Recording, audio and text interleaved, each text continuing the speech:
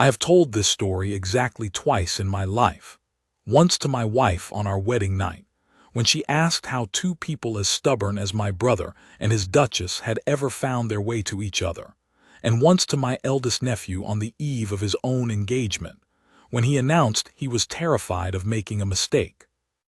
Both times I said the same thing. If you want to understand how the most feared man in 3 counties was undone by a woman half the county had never heard of, you must first understand our grandmother. Her name was Lady Eloan Ashcroft, Dowager Countess of Dunmore, and she was 81 years old, 5 feet tall in her heeled slippers, and the single most formidable creature I have ever encountered in a life that has included 2 wars, a sea crossing in November, and a formal dinner with the Lord Chancellor.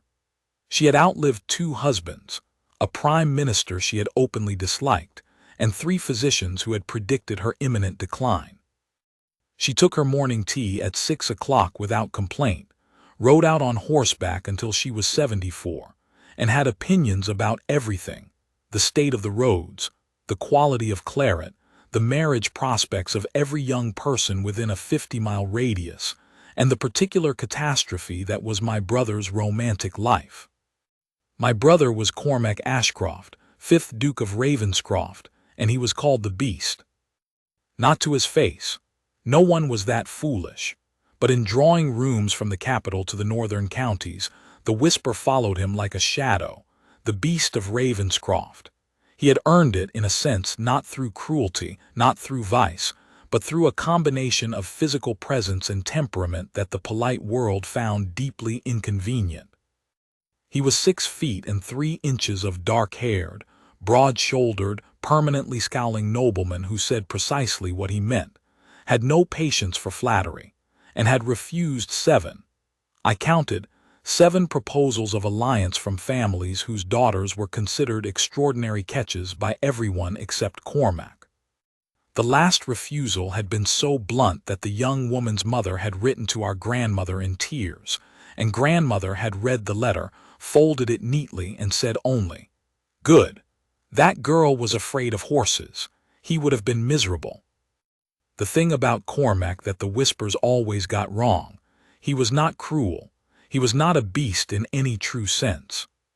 He was a man who had spent 15 years running a vast estate, managing 400 tenants, serving 2 years in the cavalry, and watching our father's careless mismanagement nearly destroy everything our family had built, and he had come out the other side with very little patience for nonsense and a great deal of responsibility that sat on him like armor he never quite took off. He was stern. He was direct. He was, on occasion, terrifying to those who did not know him. But I had also seen him carry a lame dog 3 miles through snow because it had turned up at the estate gate, and he could not leave it. I had seen him quietly forgive a tenant 2 years of rent after a failed harvest, without once letting the man feel the humiliation of it. I had seen him sit with me, his younger brother, through 2 days of fever when I was 12 years old, reading aloud from a history of maritime exploration, because I had asked him to, his voice steady and patient for hours at a time, never once suggesting he had anything better to do. He was not a beast. He was a man who needed the right person to see through the armor, and he had absolutely no idea how to find her, and even less inclination to try.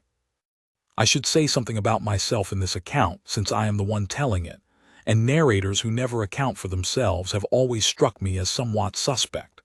I am Edmund Ashcroft, 7 years younger than Cormac, and I have spent the better part of my adult life being grateful for the difference. 7 years is enough distance that I never had to be him, never had to carry the estate, never had to receive the whispers about the beast, but close enough that I knew him. Truly knew him, the way you know a person when you have seen them at 8 years old and 12 and 20 and 34, when you have seen them in grief and in anger, and in the particular worn-down silence of a man who has been responsible for too much for too long and does not know how to say so.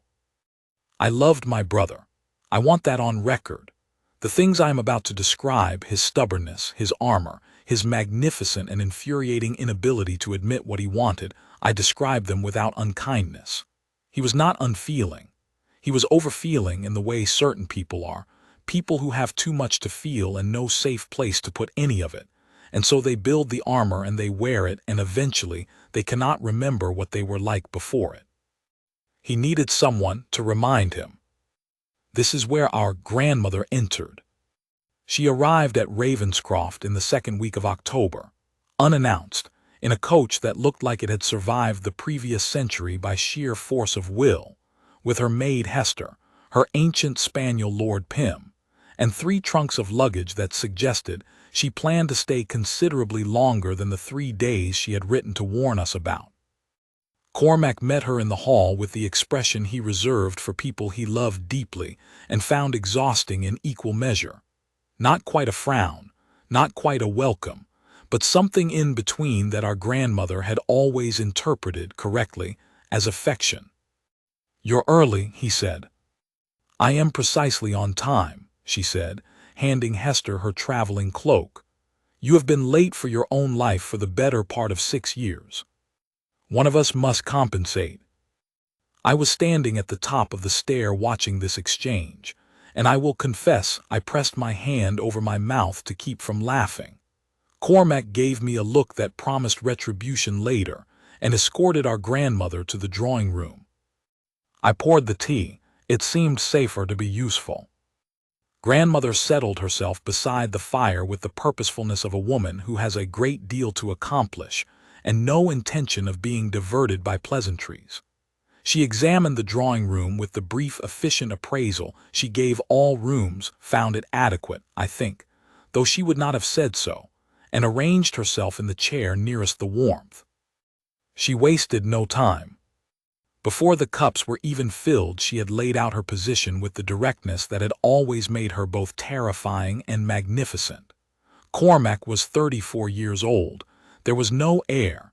She was not immortal, and she had found a solution. "I have not asked for a solution," Cormac said. "No, you have been avoiding the problem instead, which is not the same thing." She accepted her tea from me with a murmur of thanks and turned her sharp gray eyes on my brother. "There is a young woman I wish you to meet. Her name is Miss Wren Halcott. Her father was a gentleman of small means who died 18 months ago, leaving rather more debts than anyone expected, and she has been living since then in a rented cottage at the edge of Alderswick village with her aunt, who is in indifferent health. She is 26 years old. She is educated, well-mannered, and more importantly, not afraid of you." There was a silence. "How," Cormac said carefully, "can she not be afraid of me if she has never met me?" "Because I told her about you," grandmother said, with the serenity of a woman who had long since decided that the truth was the most efficient tool available, and she said, "He sounds like a man with a great deal of responsibility and not enough people to share it." She sipped her tea. "I thought that was perceptive." Cormac looked at her for a long moment, then he looked at me. I looked at the ceiling. "Grandmother," he said with elaborate patience, "I appreciate the sentiment. I do not want a match arranged by committee. When I find a woman I wish to marry, I will do so without." "You have had 6 years," she said pleasantly. "The committee is now open." He argued for 3 more minutes, and she waited him out the way she always did, not with silence, not with counter-argument, but with a quality of settled patience, the patience of a woman who has managed difficult men since before he was born and knows that they run out of steam eventually. Then she said, "I am not asking you to propose to the girl. I am asking you to have her to dinner. Once. You may be as terrible as you like at dinner, and if she runs screaming into the October night, we shall say no more about it." "I have never made anyone run screaming," he said, which was technically true and also missing the point. "Then you have nothing to fear," she said. "Saturday." That was how my brother, the beast of Ravenscroft, came to have Miss Wren Halcott to dinner on a Saturday in the second week of October, and how everything that followed came to pass. I was there for all of it. I want to be clear about that. Grandmother kept me present throughout. A choice I now understand was deliberate, because I was the one person in Ravenscroft who could be trusted to observe without interfering, and who would remember the details accurately when it was time, years later, to tell the story properly. Miss Halcott arrived at 7 o'clock in the evening with her aunt, a small, warmly dressed woman named Mrs. Peel, who appeared delighted by everything she saw and said so at considerable length. The house, she declared, was magnificent. The drive was very fine. The October weather had been trying, but the evening was clear, was it not? She had always admired the Ravenscroft gates. Miss Halcott, beside her, smiled at each pronouncement with the patient warmth of a woman very fond of her aunt and accustomed to her manner. Miss Halcott herself said rather less. She was not what I expected. I had formed, on the basis of grandmother's description, a picture of someone gentle and somewhat sorrowful, a woman reduced by circumstance, quietly enduring. What I saw instead, when Hester brought them into the drawing-room, was a young woman of middle height in a gray wool gown that had been carefully kept and carefully pressed, with dark brown hair and the kind of steady, direct gaze that made you feel, somewhat uncomfortably, that she was measuring the room and finding it no more or less than it was. She was not beautiful in the way the season's celebrated debutantes were beautiful. She was something quieter than that, composed, watchful, with a quality of stillness about her that I found, at first, simply restful, and then, on closer observation, rather remarkable. She curtsied to grandmother with warmth and without performance. She greeted me pleasantly, as though younger brothers of famous dukes were perfectly ordinary human beings, which I appreciated. And then she turned to face Cormac.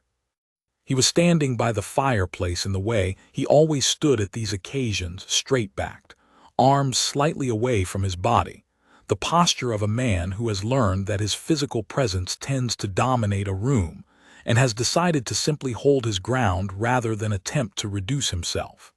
He looked at her. She looked at him. "Your Grace," she said. Her voice was even and clear.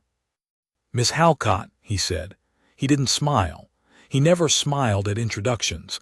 It was one of the things that unnerved people about him, that absence of the social lubricant that others produced automatically. "I hope the road was not too difficult." "It was muddy in the lower lane," she said, "but we managed." "The lower lane has been muddy since September," he said. "I have spoken to the road committee 3 times. They are collectively the most useless." He stopped, looked at her aunt. "Forgive me." "Not at all," said Mrs. Peel brightly. "Roads are very trying." I watched Miss Halcott's mouth do something that was almost, but not quite, a smile, and I thought, this might be interesting. Dinner was, I will be honest, something of a battlefield, though not in the way grandmother had feared. Cormac was not terrible. He was simply himself, direct, occasionally brusque, inclined to speak his mind with a disregard for social lubricant that made more delicate people flinch. He spoke about the estate with the focused attention of a man who thinks about it constantly and sees no reason to pretend otherwise when there are intelligent people in the room. Mrs. Peel was charmed by everything and agreed enthusiastically with every statement anyone made, which created a comfortable buffer against awkwardness. Grandmother presided with the calm authority of a general who has planned every contingency and is simply waiting for the field to catch up. And Miss Halcott held her own. It happened first over the question of the estate's timber management, a subject Cormac had raised in the way he sometimes raised subjects at table, which was to say without preamble and with a great deal of specificity, because it was what he was thinking about, and he saw no reason to pretend otherwise. He had been describing a decision about replanting a cleared section of the North Wood, and he said something about ash being the obvious choice given the soil composition, and Miss Halcott, who had been listening with that attentive stillness of hers, said quietly, "Has the drainage been surveyed? Ash does poorly in waterlogged ground, and the North Wood's elevation drops toward the lower field." There was a small silence. "It has," Cormac said, and his voice had changed slightly, a fraction, like a man adjusting his footing when the ground turns out to be more solid than expected. The survey found adequate drainage. Then Ash makes sense, she said, and returned to her soup as though she had not just surprised the Duke of Ravenscroft at his own dinner table. He looked at her for a moment longer than was strictly necessary. Then he said, with the careful tone of a man who wants to ask a question without revealing that the answer matters, "Do you have a particular interest in forestry, Miss Halcott?" "My father managed a small property," she said. "I helped him with the accounts and records from a young age. Forestry was a significant part of our income." "I see." Another pause. "Do you find ash preferable to oak in general, or only in specific soil conditions?" And they were off. The table shifted around them, Mrs. Peel listening with cheerful incomprehension, grandmother watching with the quiet satisfaction of someone whose horse has just taken the first fence cleanly. I helped myself to more beef and paid attention. The conversation ranged over dinner timber, then the wool prices that had been depressing the northern county's smaller estates, then somehow, naturally, the particular challenges of managing a property when the income was unpredictable and the costs were not. Miss Halcott spoke about her father's records with the ease of genuine knowledge, not performing expertise, simply having it, in the manner of someone who has spent years doing the actual work rather than being instructed about it. Cormac listened with the quality of attention he gave very few things. And then Mrs. Peel made a dry comment about her late husband's views on estate management, and Miss Halcott's laugh, genuine, unguarded, just a warm breath of real amusement, was the first time I saw Cormac look at her without calculation. He looked at her the way you look at something that has surprised you pleasantly, something you had not been expecting to want to see again, and now find you do. Just for a moment, then the armor came back quiet and practiced. They left at 9:30. Cormac walked them to the door. He always did that, whatever his guests thought of him. Our mother had instilled that courtesy in both of us, and it had never left. At the door, Miss Halcott turned to say good night, and he said, with the specific awkwardness of a man attempting something unfamiliar, "The road will be worse after last night's rain. My coachman will accompany you to the village." "Thank you," she said. "That's very kind." He said nothing more, nodded once formally, went back inside. I caught up with grandmother in the hall. "Well," she said. "He offered his coachman," I said. She nodded once, satisfied, in a way that told me she understood the weight of it exactly as I did. Cormac did not offer things, not small things. Not without meaning them. "Saturday was promising," she said. "We shall have them again on Wednesday." He argued about Wednesday. He argued less than he had argued about Saturday, which I noted, and he lost. The second dinner was easier, not because Cormac had softened exactly, but because Miss Halcott arrived with less of the careful watchfulness of the first evening, and more of something I can only describe as herself. She had, it appeared, decided that Ravenscroft was not a place she needed to perform for, and the result was that she was considerably more interesting than the first impression had suggested, which was already interesting. She was funny, for one thing. Not obviously, she didn't tell jokes or make pronouncements designed to be laughed at. She had a way of observing things sideways, a single quiet sentence delivered with absolute composure, and then waiting while the rest of the room caught up. She did it twice that evening, once about Lord Pym the spaniel, who had stationed himself under the table and was emitting a low, persistent sound of satisfaction that no one was directly acknowledging, and once about a painting in the dining room that had hung there since our grandfather's time. She looked at the painting, cocked her head slightly, said, "Is the horse meant to be alarmed, or is that simply how it was painted?" I inhaled half my wine. Cormac looked at the painting. The horse in question had an expression that could generously be described as haunted. "It is meant," he said carefully, "to be heroic." "Ah," she said, and returned to her plate. He looked at me. I looked away. When I looked back, he was regarding the painting with an expression that suggested he was seeing it, possibly for the first time, as everyone else had always seen it.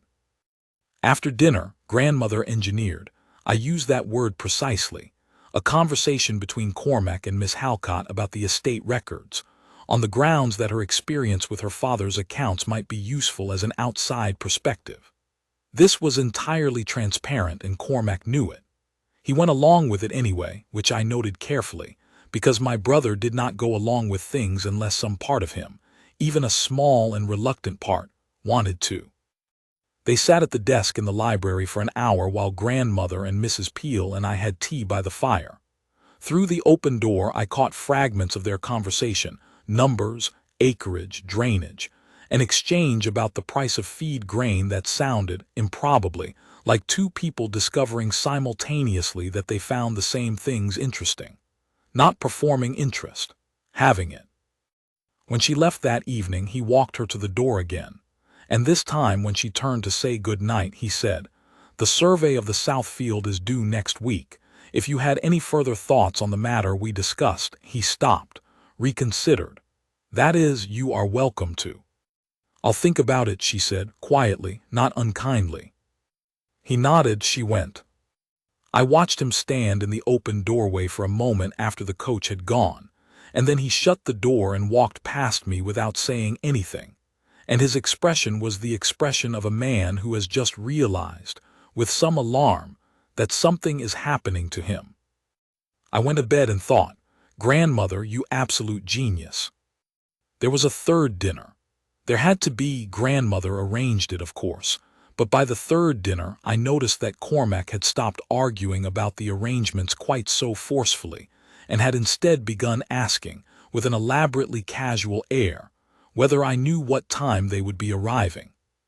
He asked this once about Tuesday, and once about the Thursday survey meeting, and each time he asked it with the particular studied nonchalance of a man who wants information, but does not want to be seen wanting it. By the third dinner the dynamic had settled into something that was, I think, simply itself. They had found their footing with each other. The watchfulness of the first evening had become something more natural, attentiveness, the way two people are attentive who have discovered they find each other worth attending to. Cormac spoke more freely than was typical for him at these occasions, and when he did, the directness that usually unsettled people seemed not to unsettle Wren at all. She received it without flinching and responded in kind, which was a thing he was not accustomed to, and which I could see, in small, careful ways, he was beginning to rely on. She had brought her father's record-keeping system to the third dinner, a system she had developed herself over years of managing the accounts, and she and Cormac spent 40 minutes after the meal discussing its principles, with the absorption of two people who have discovered an unexpected shared language. Mrs. Peel knitted by the fire. Lord Pym moved between the two fireside chairs with democratic affection. Grandmother and I played a quiet game of cards at the side table, and did not once look at the desk where they were working, which required considerable restraint on both our parts. At one point Cormac said, examining one of her ledger pages, "This notation system, you developed it yourself." "Over about 3 years," she said. "My father's original system was workable but inefficient for cross-referencing income against maintenance costs across different parts of the property. This one lets you see both quarters and annuals on the same page," he said. "Yes, it took some time to get the columns right." He was quiet for a moment, looking at it. Then he said, "Would you be willing to explain the methodology? The land agent has been trying to solve exactly this problem for the South Holdings." She explained the methodology. He listened with complete attention and asked 3 questions, each of which was precisely the right question, and she answered all 3, and at the end he said, "I would like to adapt this if you have no objection." "None at all," she said. "I can write it out more clearly if that would be useful." He looked at her. "That would be yes, thank you." And that was when I understood, watching his face as he said it, watching the particular quality of his attention, that this was no longer a project of grandmother's. Whatever this was, it had become its own thing. It was the third week when things became complicated, as they always do. The complication arrived in the form of a social call. 3 county families who had heard that the Dowager Countess was at Ravenscroft, and that she had been entertaining a young woman from the village, and who descended on a Tuesday afternoon with the transparent purpose of observing what was occurring. There were 3 women: Lady Morrow, wife of a baronet and expert in the management of other people's business; her daughter, who was considered very eligible and very aware of it; and a sharp-faced woman called Mrs. Felbridge, whose husband had once attempted to purchase a parcel of Ravenscroft land and been refused with a directness he had not recovered from. They arrived with cakes and bright, purposeful friendliness, and they found Cormac in the hall with Miss Halcott, who had come to return a book she had borrowed from the library and who had been delayed from departing by the arrival of rain. I was in the hall also, pretending to examine a portrait, and I watched. Lady Morrow took in Miss Halcott with a single sweeping assessment: the gray wool gown, the lack of jewels, the composed and unpretentious posture of a woman who has long since stopped expecting the world to be kind, and said, with the bright particular friendliness of someone sheathing a blade in silk, "And you must be the young lady the Dowager Countess has brought to stay. How very kind of the Duke to accommodate you." "I am visiting for the afternoon only," Miss Halcott said pleasantly. "I reside in Alderswick." "Oh, Alderswick," said Lady Morrow's daughter, with the tone of someone acknowledging a place they have only heard of in connection with its smallness. "How charming!" "It is," said Miss Halcott, still pleasant, not a flicker. Mrs. Felbridge said, with the precision of a woman who had done her research, "Halcott, are you connected to the Shropshire Halcotts? There was a gentleman of that name who had some difficulties, I believe." "My father," said Miss Halcott. Her voice had not changed at all. "He died 18 months ago. His estate was sold to settle his debts." I was grateful the process was managed honestly. There was a silence that Mrs. Felbridge had not expected to be so cleanly produced. She had come ready for embarrassment, for the careful hedging of a woman who feels the weight of her position and tries to minimize it, or the brittle pride of someone who cannot quite bear to acknowledge reduced circumstances. She got instead a simple, unashamed statement of fact, delivered with the composure of a person who has already processed their grief and their circumstances, and has decided, quite deliberately, that shame is not among the things she is carrying. I looked at Cormac. He was very still. Lady Morrow's daughter said into the gap, "What an interesting gown. Is that wool?" "It is," said Miss Halcott. "It wears very well." The visit concluded with tea in the drawing-room, and Cormac made his excuses and returned to his study, and Miss Halcott left quietly through the side hall where her aunt was waiting. Grandmother appeared beside me like a small, wool-draped apparition. "Well," she said. "She didn't flinch," I said. "No," said Grandmother, "she never does. It is one of the things I like best about her." But it was 2 days after this visit that things turned on their axis. I was in the south garden in the afternoon, clear, cold October air, the kind that feels like a gift before the gray settles in, and I heard voices on the other side of the yew hedge. 2 women, Lady Morrow and Mrs. Felbridge. I should have announced myself. I did not. I have never been able to satisfactorily explain this lapse, except to say that curiosity has always been my particular failing. "The grandmother's doing, obviously," Mrs. Felbridge was saying. "She has been trying to marry him off for years. This time she has scraped up some little nobody from a debtor's household and is dangling her in front of him like a charitable impulse. The girl has nothing, no connections, no fortune, no prospects worth the name. And yet he allows it," said Lady Morrow. "Poor creature, the Halcott girl. Can you imagine being the beast's charity case? Chosen not because you are wanted but because you are available, because the grandmother needed someone who would not run from him." They moved on through the garden. Their voices faded.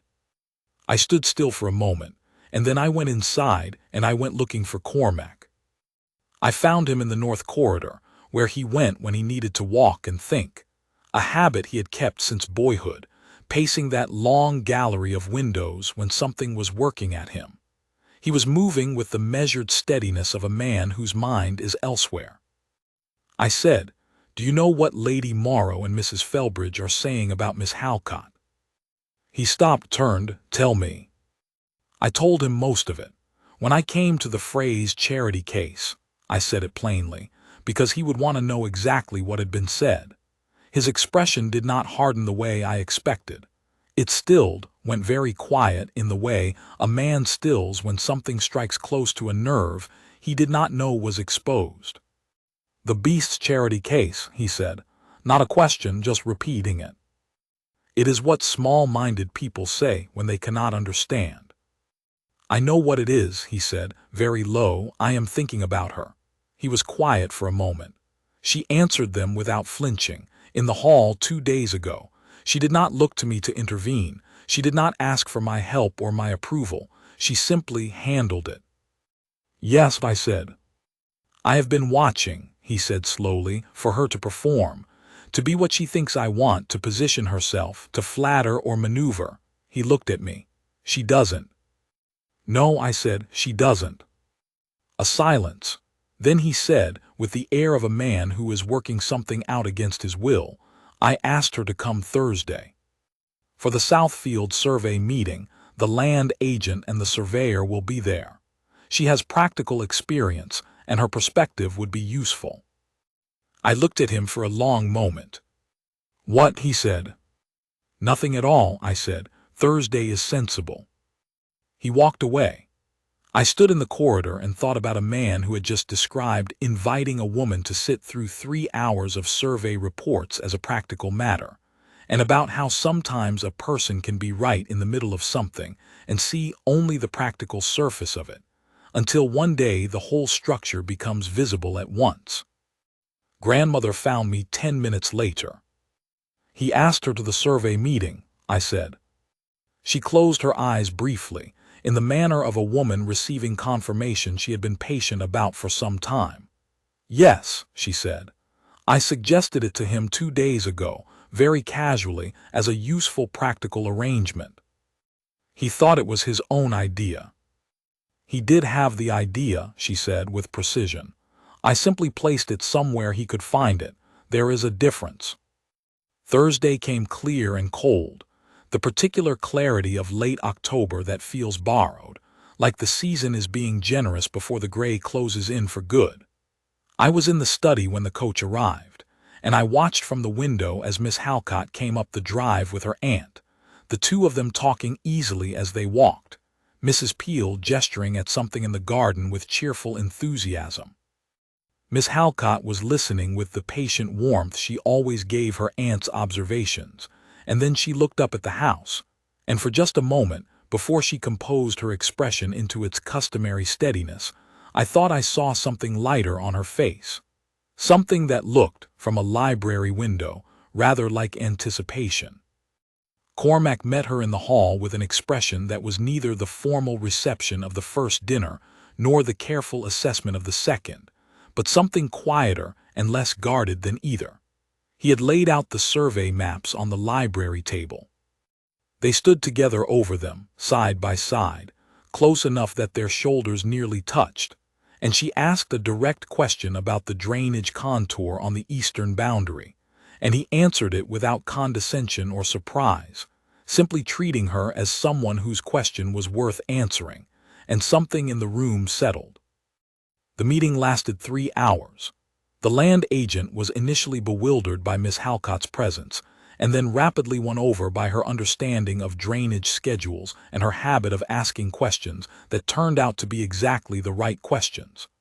The surveyor asked her 2 things directly, and received 2 useful answers and treated her, by the end, with the straightforward respect of a professional who has encountered unexpected competence. And Cormac worked beside her.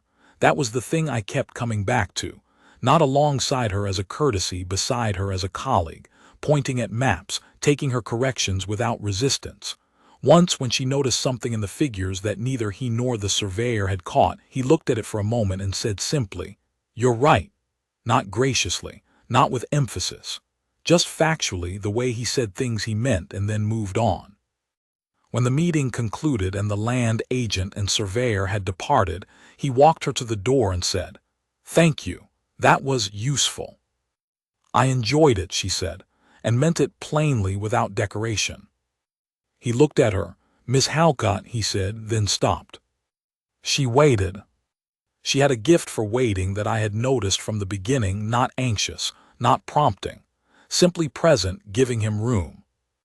"I hope the survey was not tedious," he said, which was absolutely not what he had started to say. "Not at all," she said. "I find drainage genuinely interesting. I am aware that is considered eccentric." "I find it interesting too," he said, and it was the most unguarded thing he had said to anyone outside the family in a very long time. She looked at him then, not the measuring steadiness of the first evening, but something warmer, a little unguarded herself. "I know," she said simply. Then she put on her hat, thanked him, and left. He stood at the door. I appeared at his shoulder. "Stop hovering," he said. "I live here," I said. He went back inside. But he looked, I thought, like a man who has found solid footing somewhere unexpected, and is only beginning to understand what that means. 4 days later, everything came to a head. It came from grandmother herself, which I do not think she had fully planned, or not in exactly the way it unfolded. She and I were having tea when Cormac came in, and she said, in the casual voice that was never quite casual, "I had a letter from Mrs. Peel this morning. She says the girl has been remarkably cheerful these past 3 weeks and seems genuinely to enjoy her visits to Ravenscroft." A pause. I thought that worth mentioning. Cormac said, "How long have you been corresponding with Mrs. Peel?" A fractional pause. "Since before your first dinner." "How long before?" 6 weeks. Cormac was very still. "You arranged this," he said, "not a question. I identified a promising match and created the opportunity for you to discover it," she said, with dignity. "Which is precisely what I have been doing since before your father was born." "You arranged for her to come here," he said slowly, "which means she came knowing she was being considered, evaluated, presented for—" He stopped. Something had shifted in his face. "Does she know she is the Dowager's charity project?" The phrase came out with a bitterness I had not expected, and then I understood it. He was thinking of what Lady Morrow had said. The beast's charity case. And now here was the same shape from inside his own house. "Cormac," I started. "No," he looked at grandmother. "She has been brought here to be assessed for the position of Duchess. She knows it, and I have been treating our conversations as though they were something else, something that happened naturally." He looked away. "It is not fair to her." Grandmother said, very quietly, "She came the first time because I asked her to. She came every time after because she chose to." "That is—" Cormac, not loud, never loud, but with the particular authority of a woman who has known him for 34 years and can hear perfectly well the difference between reasoning and protecting himself. "That young woman has not looked once at this house or this title or your consequence. I have watched her carefully. She looks at you." A pause. "She came to a drainage survey and found it interesting, not because it was held here, because she and you find the same things interesting. That is not arrangement, that is luck, and you are about to throw it away because you are frightened." The word hung between them. Cormac looked as though he'd been struck, which is what people look like when someone says the true thing they were not expecting to hear. He left, not in anger. He was not an angry man at his core, just gone, needing to think without an audience. Grandmother poured herself more tea with a steady hand. "Will he come back to it?" I asked. "Yes," she said. "Men like your brother always do. The difficulty is never the conclusion, it is the path to it." What I had not anticipated was Miss Halcott. I rode to Alderswick the next morning, not at grandmother's direction, and not at Cormac's. On my own account, because I could not simply wait and do nothing. The cottage was small and neatly kept, the garden put to bed for winter in the precise, careful way of someone who cares about things and cannot afford to waste them. Mrs. Peel opened the door, assessed me with a glance that missed nothing, and showed me to a sitting room where Miss Halcott was at the writing table. She looked up, read my expression with characteristic efficiency, and set down her pen. "Something has happened," she said. I said. I told her, as briefly and clearly as I could, that Cormac had learned the fuller extent of grandmother's arrangement, and that he had reacted badly, and that it was not about her personally, but about his particular difficulty with anything that looks like an arrangement made without his knowledge, and that I was sorry if the dinners and the survey meeting had seemed, if she had felt, if it had been. She stopped me. "Mr. Ashcroft," she said, "I knew what I was coming to." I looked at her. "Your grandmother wrote to me directly," she said. "She told me she believed her grandson needed someone who was not afraid of him, and that she thought I might be that person, and that she would arrange an introduction, and that it would be entirely my choice whether to continue attending or not." She folded her hands in her lap with the composure of a woman who has thought this through very carefully and is not disturbed by it. I continued because I chose to, not because I needed a duke, though I will not pretend our circumstances are easy. Not because I was performing for an evaluation. She stopped for a moment, looking at the window, and something moved across her face that was honest and a little unguarded and very brave. Because I found, each time, that I did not want to leave. I was quiet. "I don't know what he thinks of me," she said. "I have tried very hard not to assume, but I know what I think of him." A pause. "He is not a beast. He is a man with a very great deal on his shoulders and very little practice letting anyone share any of it. I think that must be very lonely. I know what it is to manage alone, to keep the ledger balanced and the decisions made and not show the weight of any of it. I recognize it in him." She looked at me then steadily, with no performance in it at all. "I recognize him." I sat for a moment after she finished. Outside the cottage window the October garden was bare and neat and entirely itself.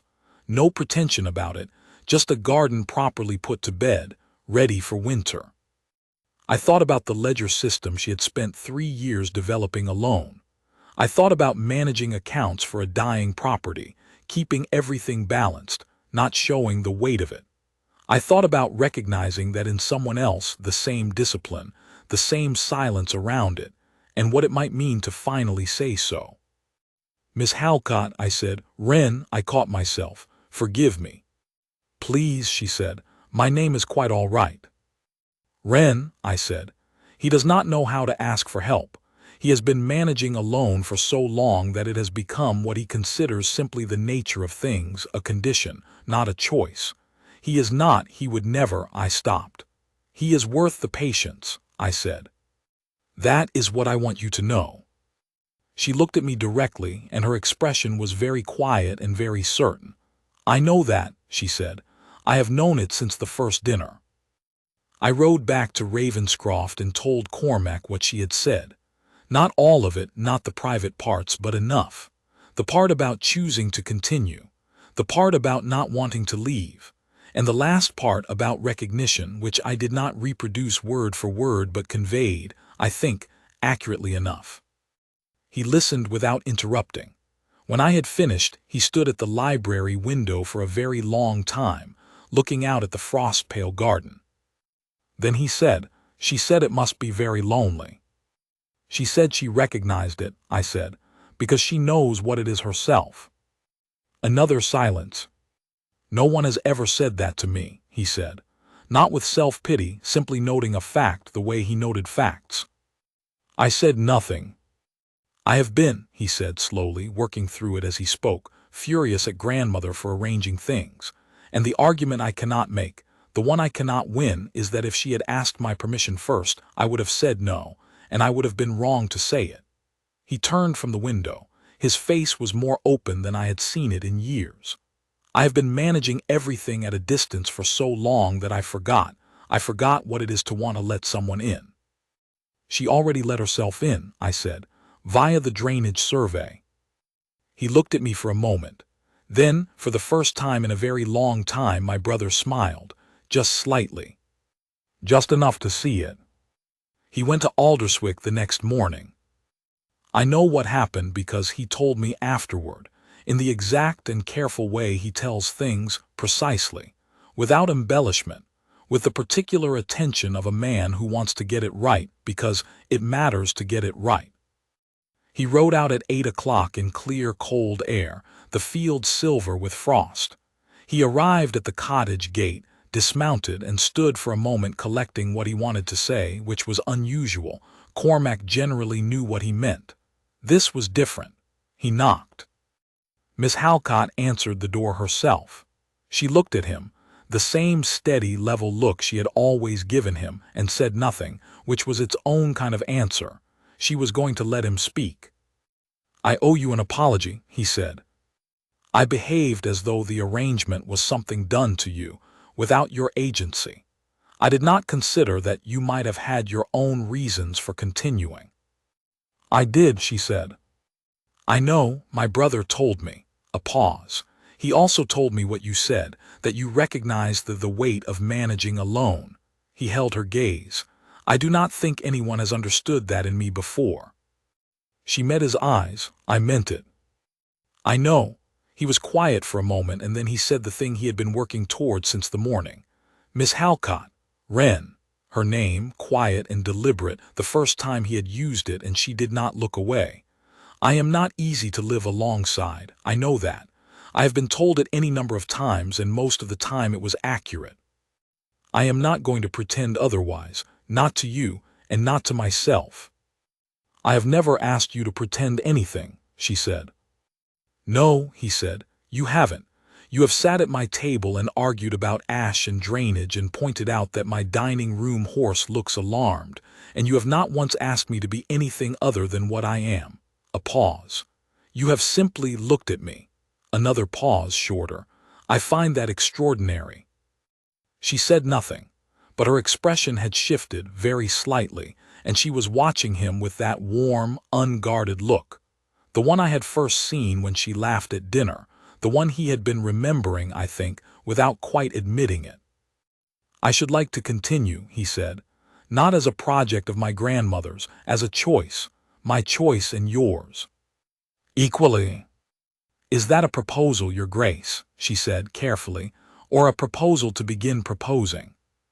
He blinked, and then, because she had surprised him again the way she always surprised him, he laughed.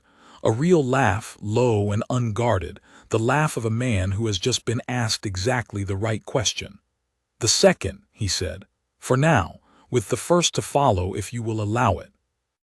"I will allow it," she said, and then, "there is a survey of the East Field next Tuesday." He looked at her. "I thought," she said, with absolute composure, "that it might provide a suitable occasion for a proposal to begin proposing." He looked at her for a long moment, and his expression was entirely unarmored. "Tuesday," he said. "Yes." She put on her coat. He walked her to the gate. And he rode home looking, according to Hester, who saw him pass, like a man who has set down something very heavy he had been carrying so long he had forgotten it was not simply part of him. The rest happened as such things do when the difficulty of beginning has been resolved, not quickly, but steadily, with the accumulation of small moments that build into something permanent.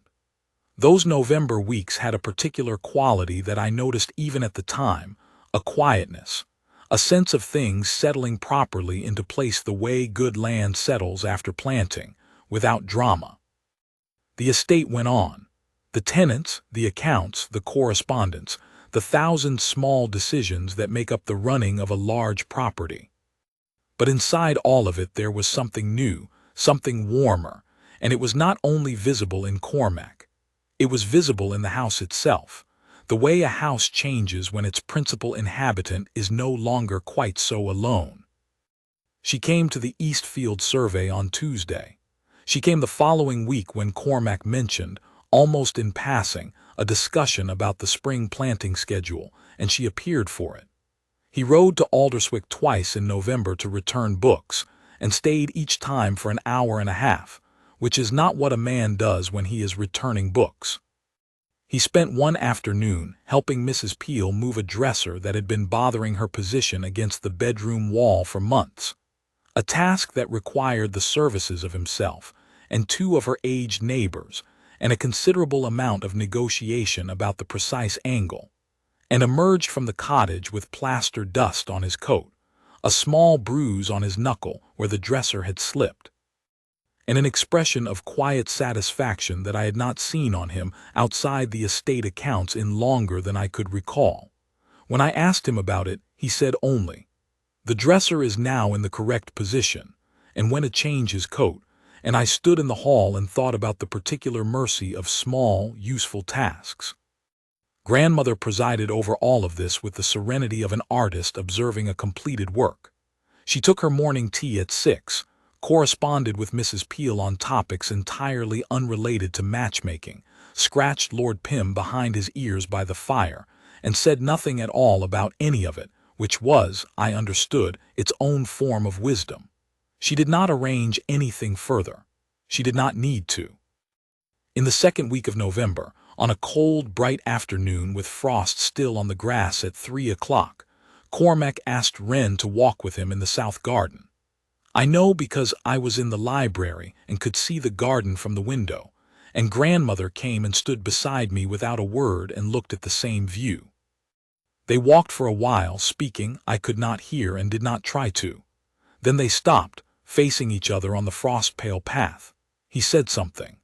She went very still for a moment, and then she turned to look at him directly, and even from the library window I could see the quality of it, that same steadiness she had always had, but warmer now, lit with something certain and unhurried. She said something.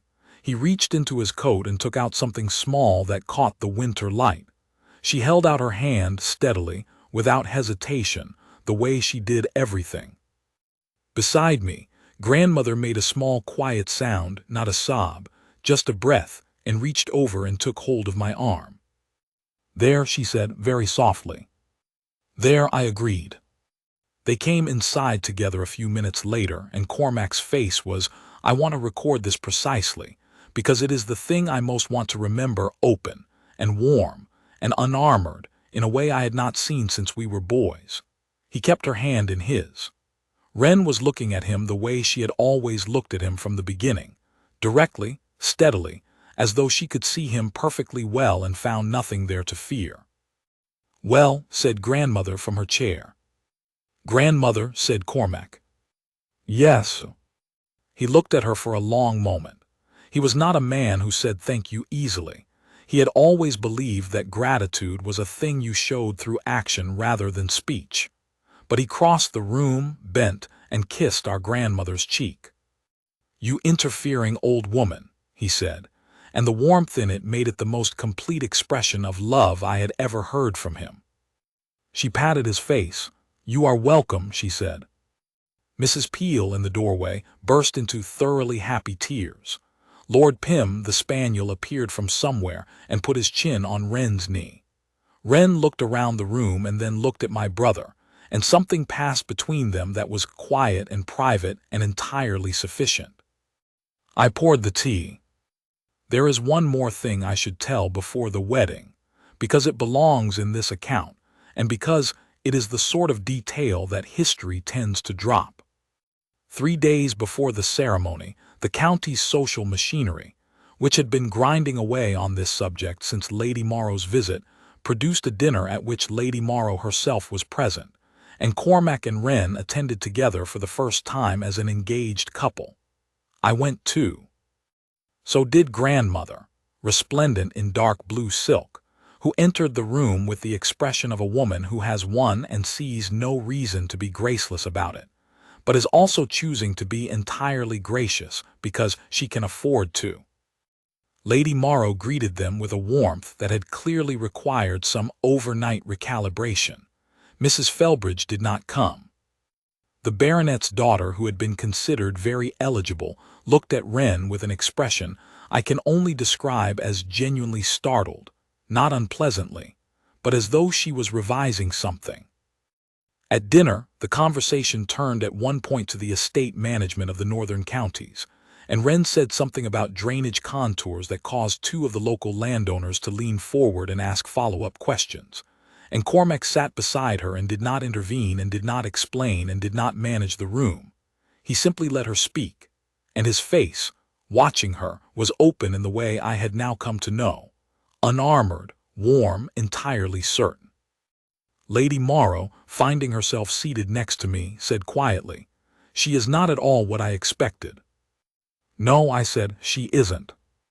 A pause. He looks at her the way Lady Morrow stopped. "He looks rather different than I expected also," she said, with the honesty of a woman who is willing, occasionally, to revise.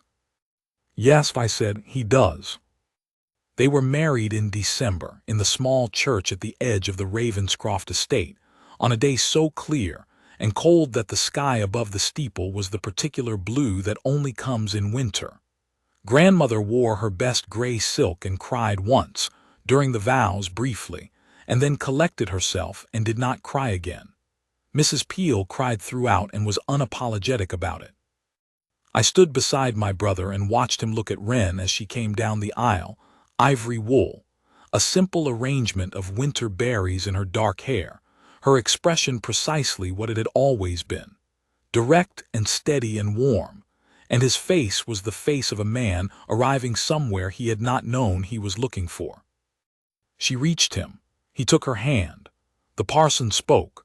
Cormac said "I will" in the same voice he used for everything, the only voice he had ever had, the voice that meant exactly what it said, and Wren looked up at him and said it too. That was all, that was everything. I have thought, in the years since, about what our grandmother understood that the rest of us did not. She understood that the right person for a man like my brother was not someone who would soften him, or manage him, or perform devotion for him. It was someone who would simply be present honestly, without alteration, and let him find, by degrees, that he wanted to stay near that honesty. That is not a thing you can engineer. You can only make the introduction. The rest, the ash trees and the alarmed horse and the November rides to Alderswick, and the ring in his coat pocket on a frost-pale afternoon. The rest, Cormac and Wren did entirely themselves. Grandmother said so once, in her later years, when someone complimented her on the match. "I merely placed two people in a room," she said. "Several rooms," I said. "The first room is sufficient," she said, "if the people are right." She was right. She was almost always right. It was the thing about her I found most exhausting and most magnificent in equal measure, and she knew it, and she found that entirely satisfactory. I am writing this in the library at Ravenscroft, as it happens, the same library where they sat together over ledgers and survey maps, and a methodology for cross-referencing income against maintenance costs, the same room where I sat by the fire with grandmother playing cards and pretending not to watch. The desk they worked at is still the same desk. The south window still looks out over the garden where he proposed. Some rooms accumulate their own history, and you can feel it when you sit in them. My brother, the man they called the Beast of Ravenscroft, has been married to Wren Halcott Ashcroft for 22 years as I write this. They have 3 children who find drainage genuinely interesting and who have been known to correct the paintings in the dining room.